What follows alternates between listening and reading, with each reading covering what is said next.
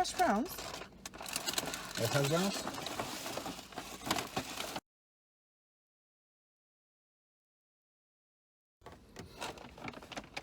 Hello, AlishFitness crew. Hi. With me, Tanya, Miss Miss HoneyAndMilk. Yeah, I was. You actually forgot? No, I was thinking that the moment when we were thinking something like Miss A Fitness or something like this. Oh yeah, Miss A.Fitness. Yes, I got confused from there, like Honey and... Miss AlishFitness. And we're on yours. The sun's good here, actually. The light's really good here. But yeah. Okay. Miss So, AlishFitness. you like it? Start again now. Nah, it's good. It's good. We're gonna wrap it next time better. Okay, cool. So guys, today's topic will be our background, how we started with bodybuilding and how we actually got here, mistakes with it, what we like and why we are still doing it.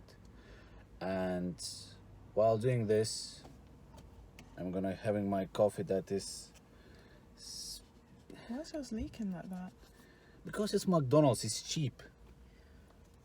Yes, I I already revealed it. We're gonna eat McDonald's and we're gonna drink our McDonald's coffees. Yeah, we've got McDonald's breakfast today. So she can say what we have for the breakfast because she's more experienced with that. Oh yeah, because I used to eat a lot of McDonald's breakfast, to be honest, when I was working in the office, which is kind of bad. So we've both got sausage and egg McMuffins. Yeah, I can have this. Yeah, which comes with, we got the meals, so where's the hash browns? No hash browns? No hash browns? Doesn't look like it. Can you look properly? It doesn't look like it. What about this? That's the flatbread. We really haven't got hash browns. Okay, let's put...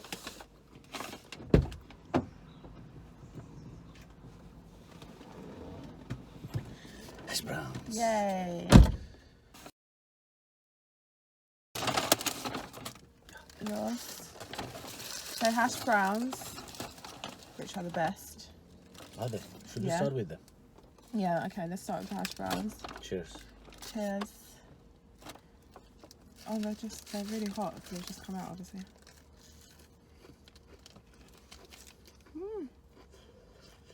So hot.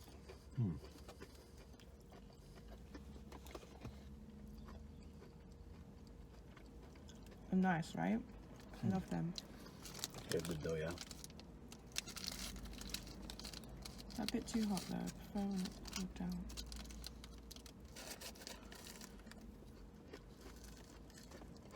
By the way, it's my first time where I'm trying hash browns.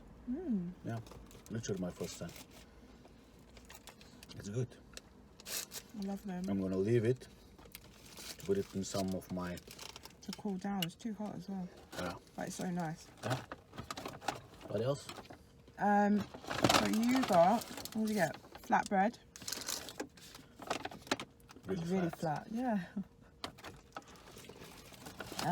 What's this? This is a wrap. A wrap.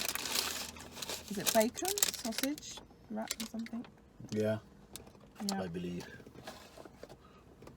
So this is all Alicia's. I've only got this. That's enough for me. And pancakes. You got Pancakes too. pancakes with syrup. Yes. It's in the I back. believe I'm gonna start with this flatbread. It looks good though. It's super duper flat. I'm gonna go for my muffin and let that cool down. Good.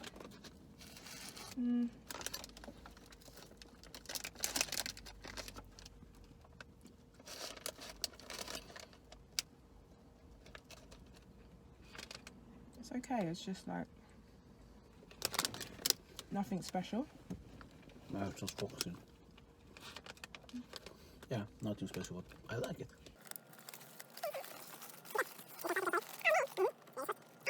How I started or when I started competing. Okay, I'll start with when I started competing. So I started competing in 2014. after training for like 2 years in the gym, like becoming stronger, building a little bit of muscle, and then I had people around me sort of saying to me, oh, why don't you compete? You know, your body looks so good, you work so hard, I think you'll be great on stage. And my first thoughts were like, that's just ridiculous. Like, there's no way I'm going to step on stage in a bikini. You can also eat if you want. I can't multitask, eat and talk as well, and it's Well, bad to talk with your mouth. you should be able to. Okay, I can multitask, but it's bad to talk with your mouth full. But anyway, I'll take a bite in a minute. This is what she said. Don't start. Also, I can't laugh properly as well. Let's just remember how fragile I am. I'm 2 weeks post-surgery. Anyways, so people said I should compete, and then, what was it, 2014, I did my first show. But it is a bit of a long story, so let's like go back and forth. So when did you start? What date did you start competing? 21st April 2011. And why did you start competing?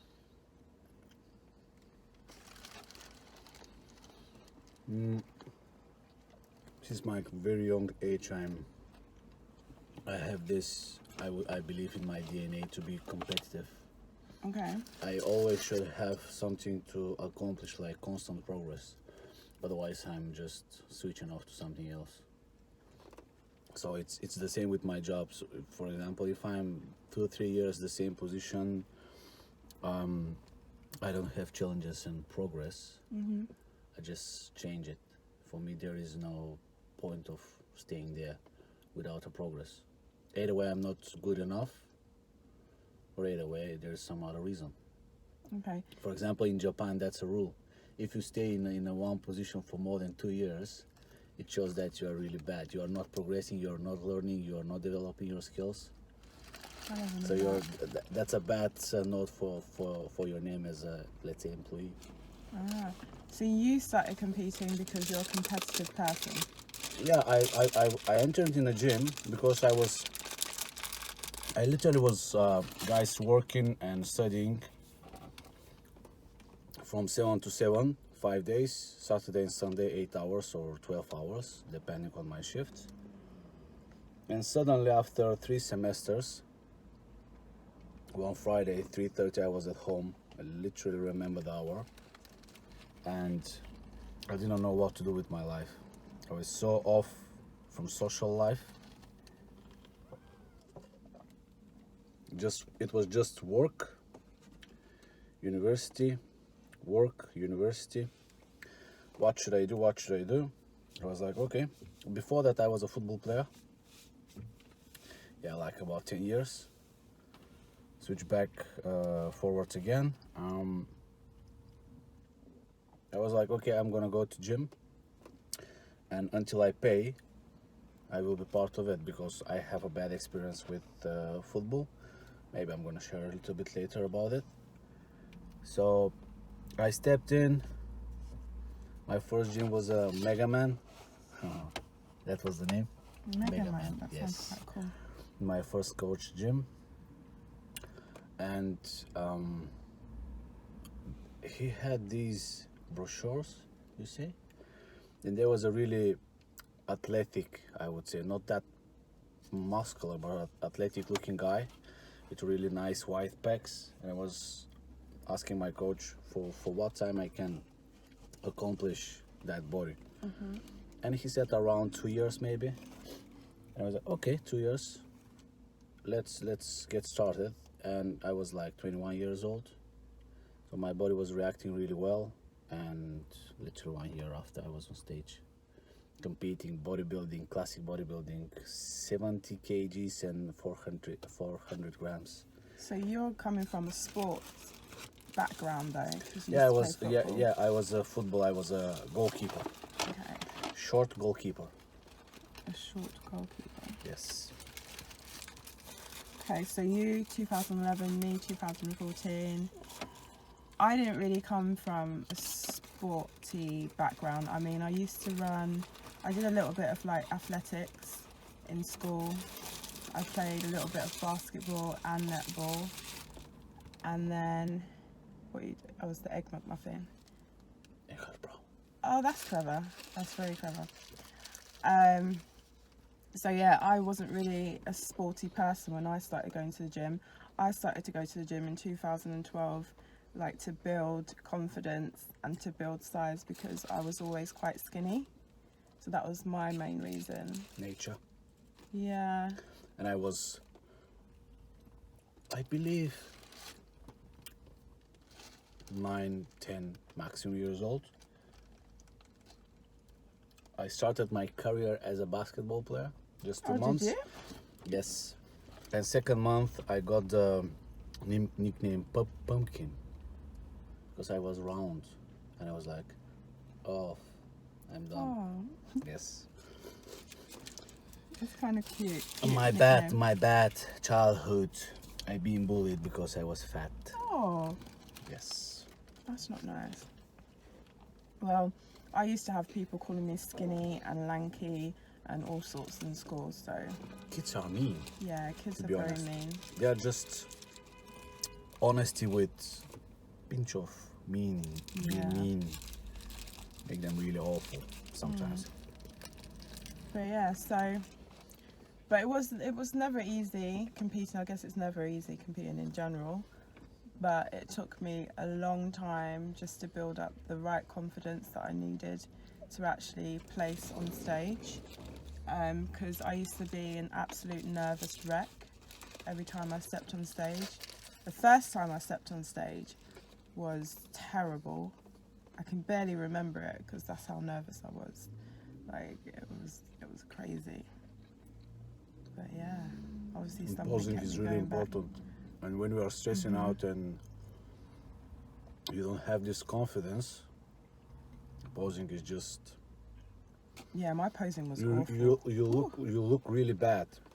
And Yeah. nowadays I see even still competing people that they cannot pose, and they are like, I'm so good, this and that, I'm winning shows, so I'm good enough. No, you're not. People should be really, when you are competing in bodybuilding, keep in mind it's a really, what's the word? Subjective, yeah? Subjective. Subjective sport, because you are standing before 5-10 judges and they are just giving you numbers because they like you or not. Simple as that. Some of the judges may really fall in love with your body, your face. Another one will be just, he's missing this, he's missing that. And they both are right. Simply you cannot tell one body is complete or looking good because, let's say, 10 people out of 10 people, nine are liking it. There will be always one that will be like, this and that. That's why bodybuilding is not really counted as a sport, because it's not like a, let's say, sprint. You're just fast and no judge can tell like you win or not. In bodybuilding it's the other way around. Judges are telling you either way you're gonna win or not. That's why if someone is part of bodybuilding later years, maybe last 10, 15, even before that, even on Arnold's time, they're talking about politics, being someone's guy, someone's girl. But yeah, why I started talking like about this? You're talking about judging, about how posing's hard on stage. Oh yeah, so about the posing, it's not just about bringing a conditioned and good looking body. Maybe you have really good body, but if you cannot expose it and show it by posing, you're simply gonna fail. Yeah. If your competitors are on point, of course. Now if you compete in some regional or local, like, I don't want to sound like an ass, sorry for the word, but when I say local and regional, I'm talking about, let's say, UK type of BFF, just for UK competitors, or just for Bulgarian competitors, just for Italian competitors. Yeah, so regional. Yeah, regional. You're not gonna face so many good looking athletes. I mean, spent years and years in bodybuilding to come up with really nice looking body that is Yeah. peeled. You mean like seasoned athletes? You won't Yeah. find so many seasoned athletes in a regional competition. Whereas if you go for like bigger competitions, international competitions, you're going to be up against people that have been competing for maybe 5-10 years, and they're seasoned and they're used to being on the stage and they know how to present themselves well. So I think that's what you mean, isn't it? Yeah. Whereas in the regional shows, you may get more newbies, if you like, first timers, people just learning more about the sport. I mean, we've all got to start somewhere. That's how I started. I'm sure that's how you started as well. But that's one thing I've learned as well, is that your presentation is everything on stage. You can have the best looking body, but if you can't present yourself well with the confidence that you need, they're not really gonna, like, I don't know, mark you well. But not only that, we still have to fit the criteria of what we're going for. So for each competitor, so for bikini, there's a certain look that they're looking for. Even though it's very subjective, we still need to work towards that look that they're looking for. So Absolutely. yeah. And again, this is just more like clarification, and to be honest with you, because just winning a one show that is regional or local and saying to yourself, I'm a champ, good, it's a good start because it's going to give you the confidence, but still try to be real. And what is the reason behind you of you competing? Like, do you want to get more clients? Do you want to prove something to yourself, to your friends, to your family, or whatever? Just be honest with yourself and what type of show you're competing in. Just because being part of a show is not enough. So also, I really like to say, you may, as a student, many of us, not if not all of us, maybe, you've been studying for months and months, and then it comes the exam, and this is the place where you actually show if you have knowledge.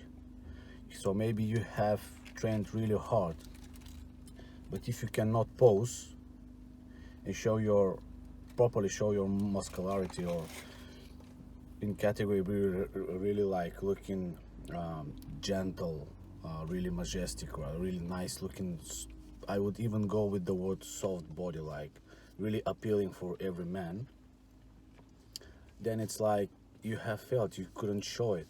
So you really need to put a work when it comes to posing, and make it like flowing, something natural, as you do, like, let's say, like walking.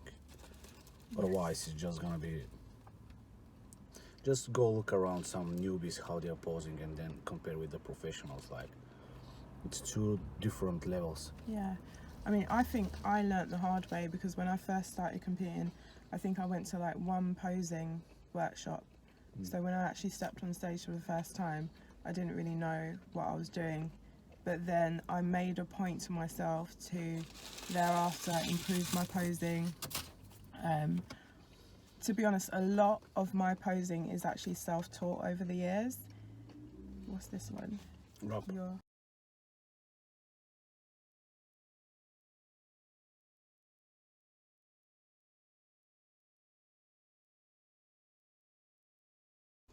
Yeah, so what was I saying? Yeah, over the years I made it a point to like improve my posing, but a lot of my posing over the years is actually self-taught. Before I became a pro, I was literally watching pro bikini Say athletes. what pro you are, because there are so many pros calling people pro. Before But I became an there is just IFBB one. Pro League bikini fitness athlete. The league of bikini. the fathers of IFBB Pro bodybuilding. League, yeah. I was literally watching all the bikini girls at Olympia, watching how they posed, because posing always sort of evolves, if that's the right word to use. Like, over the years, there's always slight changes and slight different trends. Becomes better, more attractive. Yeah, so you always need to keep up to date with the posing.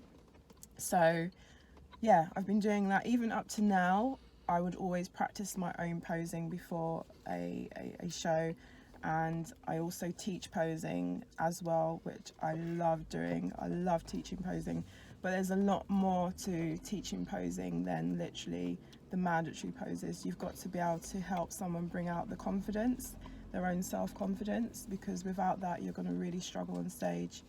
And I always say to girls, it's okay to be nervous, because I still get nervous, but you just can't allow the nerves to hold you back when you're on stage, because you can be nervous but confident at the same time, or at least portray that you're confident throughout your posing. So yes, posing is a major part of competing, right? Mm-hmm. You're very good at posing. You're like super confident at posing, and it shows. It's a dance. Either way you like your partner, which in my case is bodybuilding, Yeah. you enjoy your dance. You're not. But like you've got this natural like flow that you have. I mean, some people are like, I know everyone starts somewhere, I know I've said that before, but some people are definitely more natural at posing than others. Fact. And they're a lot more comfortable than others. I think that's you. I think you're just very natural. That's good. It comes naturally. Natural. Singing now, yeah? Yeah. So yeah. So she would be my girlfriend if you weren't. Who? It comes naturally. You know who sings the song? You didn't know? Oh. Justin Bieber's girlfriend. I don't follow pop. I don't know anything about. Who's Justin Bieber's girlfriend? I can't remember her name. I don't know who Justin Bieber's girlfriend is. What was her name? Definitely my top pickup is Ariana Grande. That's not his girlfriend, is it? What was the other one? I mean, Selena Gomez. yes. Is that his girlfriend? Yes. Oh, At least really? before was. No, I don't. I'm sure I'm he's not really married to taking. someone else. I'm not really checking her life or social media. He likes Selena Gomez. You like Selena Gomez? Yeah, I do. I also like her songs. No, she's pretty. She is. Yeah, she is. She is. But yeah. Ariana Grande she's just killer. They're kind of similar, like small, dark hair, pretty girls. What is your top three? My top three? Yeah. Top three what? That would you cheat on me with them? Oh and my god! and I What, would- like and pop I- stars? And I wouldn't. It doesn't matter pop stars or whatever, and I wouldn't mind. Probably. That is just why. Of course you would mind. I would mind. Just because it's pop stars. That's really delicious. I don't even know why we're talking about this. We've gone from bodybuilding to Justin Bieber, Selena Gomez. You see, so many truth has been revealed. Drake's my favourite. Do you know Drake? You know Drake, right? Obviously you know Drake. The skinny ass? It's not skinny. Well, maybe in comparison to you. Yeah. He's 60 kgs and he has abs. 60 So kg. So he literally can be men's physique with the shorts. Watch out, guys that are doing men's physique. He's a good competitor. He's alright. He has really. Men's physique, pro men's physique guys are a lot bigger. But that's another topic for another day. Oh, look what I'm doing with my muffin. So, But yes, slight distraction.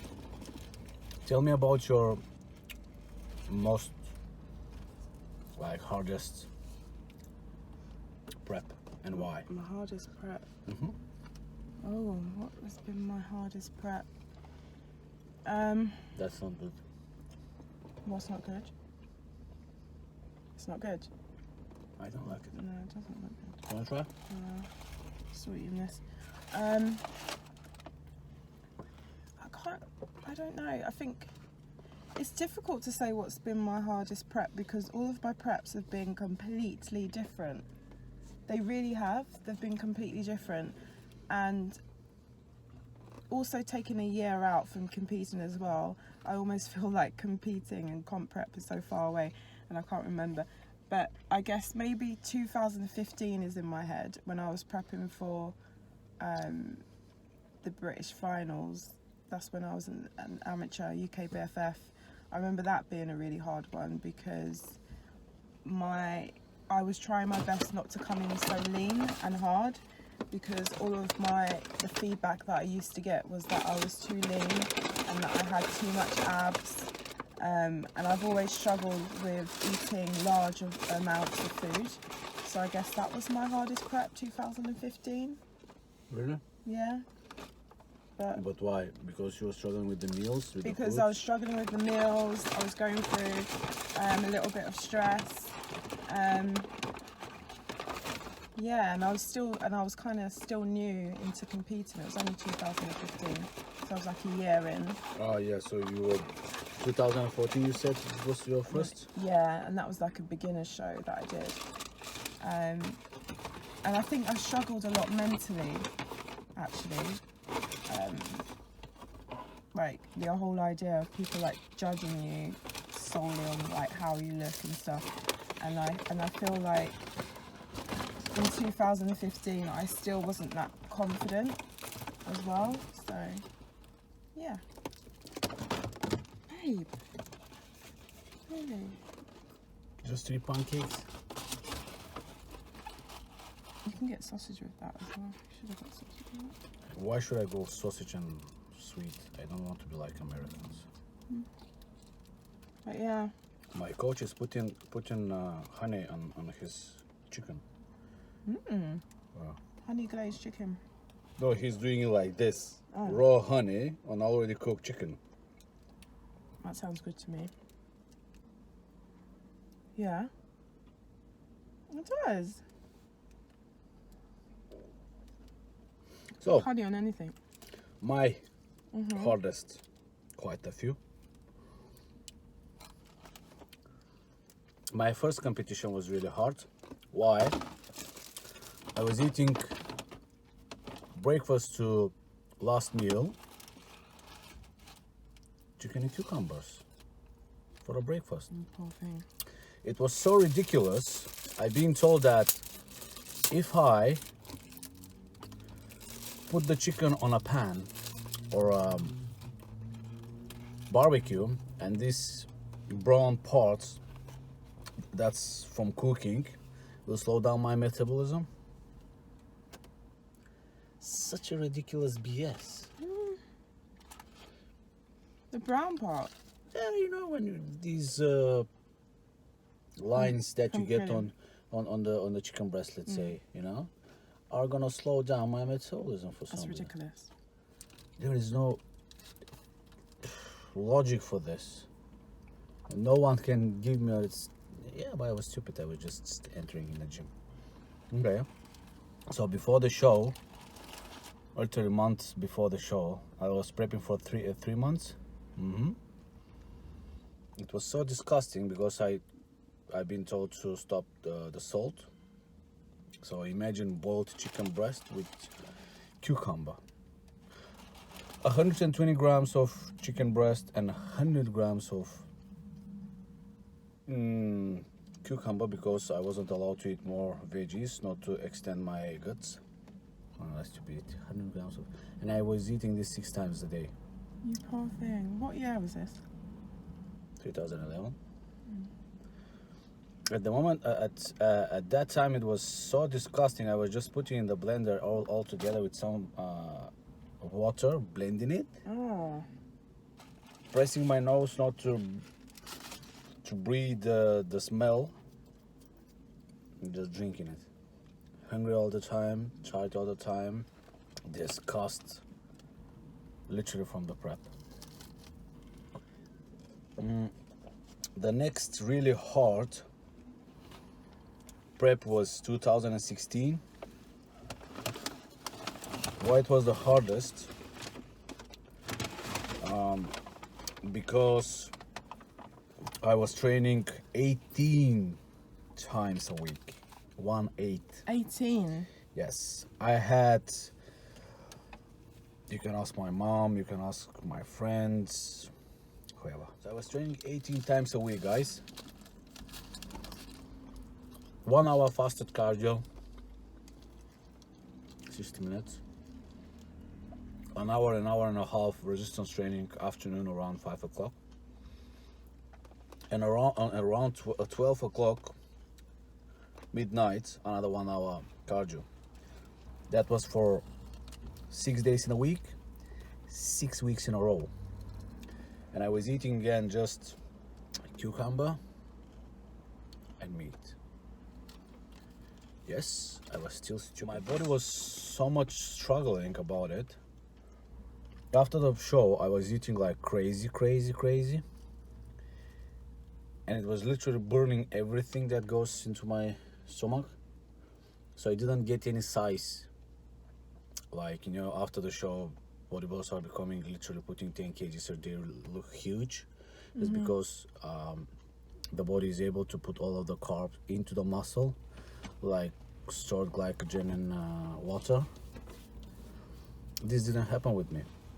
What happened was I just become round, no muscles at all, no veins at all. I was literally thinking that something is shutting down in my body. And I also had this really bad experience to walk and feel how my quads are cramping. For first time in my life, I felt how actually biceps is cramping. Biceps, not brachialis, biceps. It's just this, cramping. Triceps, chest, back, everything, calves. And the next one, the third one I would rate was this year, when I was competing for 2 bros. And the reason is I've been prepping for really long, like almost 1 year, really prepping with just a month and a half breaks. And my bulking was really clean. Brown rice with lean beef, no cheat meals, no like ketchup or whatever. That is really clean. Yeah. And the other mistake I did was by believing and keeping the same diet for like 2 months and a half. And I really know with my clients and also myself that that's ridiculous to keep same diet for more than a few weeks without adjusting. Because if for 1 week or 2 weeks your body is not changing with some diet, up or down, something is not okay. You're just maintaining. So either way you want to cut or you want to bulk or you want to maintain. In my case, I wanted to cut, and that was just ridiculous. There are many things, just pointing out one or two, not gonna explain the whole situation. But yeah, then I switched and contacted some people because I really was, that moment was feeling really lost. And you know, when you're feeling really lost, you stop in a sense of counting yourself, your knowledge, your skills. And what I got, she can tell you as a proof that whenever I got from my coach Juan Diesel Morel the training style and the diet, I told her like 13 months ago I was explaining to you that this is the way it should be. Yeah. So I needed this after so many years from some top performer. He's a top 15 athlete for Olympia 2019, to prove my logic and knowledge on nutrition and training when we talk about keeping the muscle and getting lean. The supplementation, cardio, how it should be done, when it should be done, the length, heart rate, etc., etc., etc. But it still was really, it was still really hard because it was so many mistakes, and I literally burned out last month. And also again, she can say a few times I was about to give up. That's the reality. Just to give up. Yeah. But you didn't. You pushed through. And out of 25, I transitioned to another category, by the way, guys. If you wonder how I did after so much struggle, I transitioned to a bigger category, but I was really light on the day of the show day, as well. I was 80 kilograms and 600 grams, and on the scale the day before I was 81 something. Point. 81 kilograms and some 2.9. yeah. I was 181 pounds, and the category is 179 up to 194. Up to 90. Something like this, yeah. What I want to say was I was 10 kilograms lighter than the actual winners, top competitors in the category, and I was 11th out of 25. I'm happy with. I just wanted to be in top 10, close enough, but not really. So this year, no mistakes. That was a hard show though. That was a big show. Again, like what we was talking about, it's an international show. I had people from Kuwait, Oxygen Gym, it was a from massive Egypt, show. It wasn't a Italy. regional. I talked with a French guy. So look at how many countries It are was coming. amateur Olympia, so it was a massive show. One of the top shows for amateurs. For an amateur, yeah, it's one of the biggest shows you can do as an amateur. So, yeah, okay, 11th. Yeah, you was going for top 10, but still, big show. Big show, big category. I think was when it comes to bodybuilding was the biggest. I think so. I think that was actually. Mm-hmm. Because I remember thinking, why is there so much people on the stage? Why is there so much guys? Like, so yeah, that was probably the biggest category. Actually. You don't want to try? No, I'm fine, thanks. So, yeah. But next year. Pro card will be mine. Yes. Mark my word. Going for that pro card. Can't wait. By the way, if someone wants to practice posing, contact me. And let's get it done. Do you want to say something to wrap it up, babe? I think we should both maybe give a couple of tips. Yeah. If you're thinking about competing, a couple of tips I would say is that do your research first on the federation you want to compete with. Also, have a little think about why you want to compete, and don't rush, and try to make sure that you've got a base before you step on stage as well, because nowadays I feel like a lot of people rush into competing but they don't have that base. And when I say base, I mean, you should have at least, I don't know. Just try to be raw. If you're skinny with abs as a male, that doesn't mean you're a good competitor. Basically, you need some muscle. Yeah. You can be man physique just because you have abs. Male and female. I mean. And when you're female, you're tiny by nature. You have good looking skin, and you have 3 months in the gym. That doesn't mean you are good for a bikini. Yes, you may win. You may win just because you have it by nature. But when you get to the proper stage, where you have good competitors that has the body because of the work and months of that, then you will eventually lose. You'll find it hard. That's the thing, and then you'll find that you'll have to take your body to extreme levels just to compete against these other competitors. Whereas if you take your time, give your body time to actually build some muscle, whether it's a couple of years or whatever it is, because that for me it was 2 years before I considered competing. 2 whole years of consistent training and eating well to actually build muscle, and then I thought about stepping on stage. And then even then I've obviously had to work really hard to actually bring a physique that is needed. So that's just my advice. If you've had 6 months in the gym, you want to step on stage, that's fantastic, but just bear in mind you should have a level of muscle as a base, and that doesn't take 6 months. Definitely. And that's just my tip. One of my tips. I have loads, but I can go on forever. And you? Any more to add? No, you basically covered the most, I would say, important parts. I would say with one word, don't fake yourself. Another thing is, girls, stay away from drugs. If you have coach that is telling you you can't get it done without steroids, that's BS. you can do it. You can. I'm a good if example. if exactly. If you're not competing in actual female bodybuilding at really high level, where yeah, you have to play with your nature, let's say.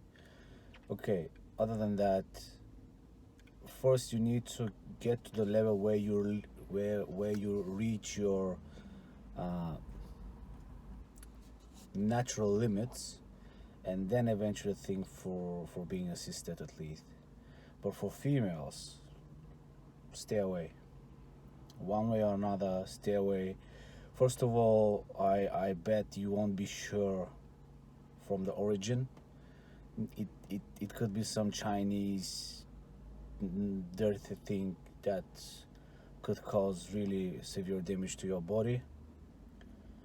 And then it's male hormones, so you really don't want to put extra testosterone in your system.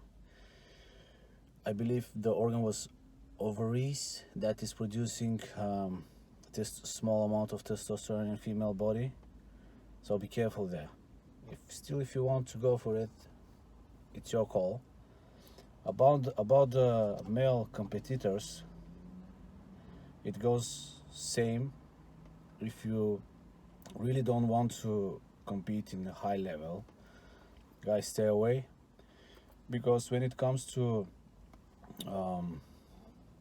men, it's also quite different. It's a really big topic. I can't wrap it just in a few words, but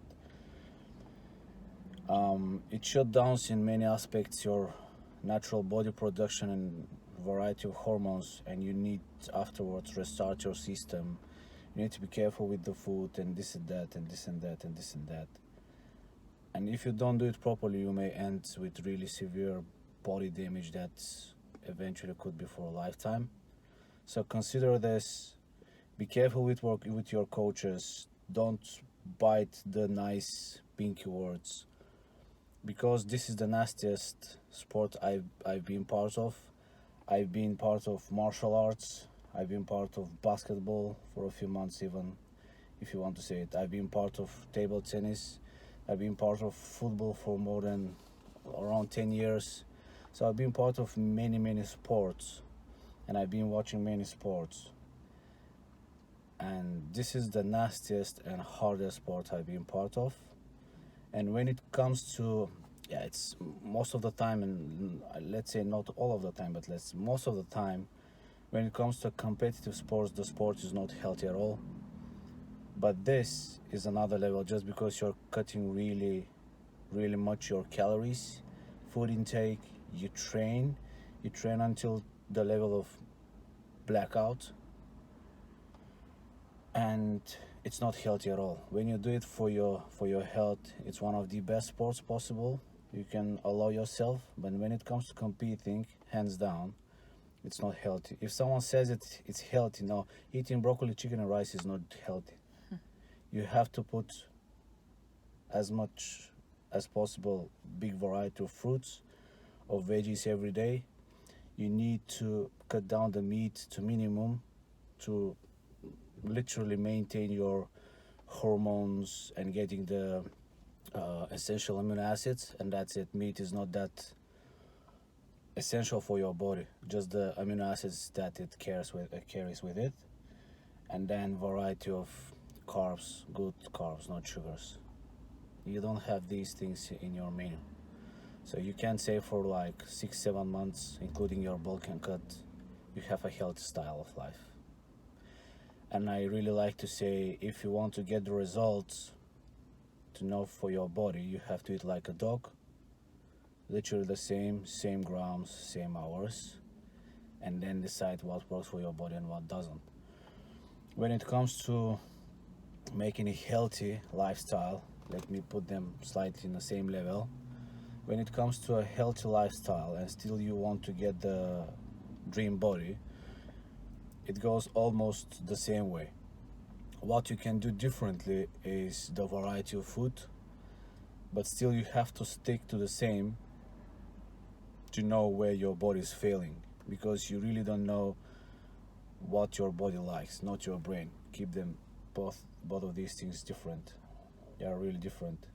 It's another huge topic, but yeah, think for your health and your goals. And when you're choosing a coach, be really mindful, because most of them are just trying to make money, and some of them, even if they don't just want to make money, still they really don't understand the sports, and they're like, I get it, no, nothing gonna be happening or whatever. So this is what I want to add, like tips for a Yeah. healthy side. I mean, maybe in the future you could do another video about that. You can go in more depth if so. You want to. Still, it's There's a lot. it one comes to another, two comes to another, and I'm gonna skip something. Someone gonna. I really don't want to go in a topic that is a huge science that is happening for the last 50-60 years. You know, testosterone and drugs are coming from German army, from German doctors that were producing them for German soldiers to become, let's say, superhuman and be able to win in the war. So since then, imagine, it's since I'm not sure which world war, to be honest, one or two, but I believe it's two. So around, if we take out a few years back for research, so since 1930-ish years until now, testosterone and steroids are something that are constantly evolving. And yeah, when they are put in your menu for healing and health style of life, like for your health, and they are regulated by your doctor, yeah, you won't have any side effects and whatsoever. You will have just the benefits. But whenever you do with just some coach that says I understand everything, and you're not really sure in this, you may end spending 10 times more money and a few years to fix your hormone levels. I have such friends. They spent a lot of money and years to fix their hormone levels, and it's not funny.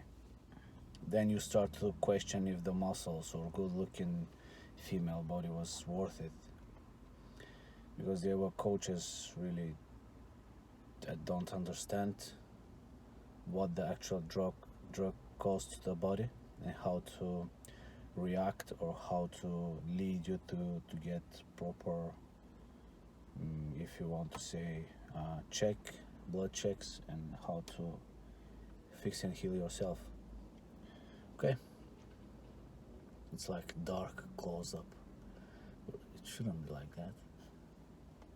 Okay guys, leave a comment, like, subscribe.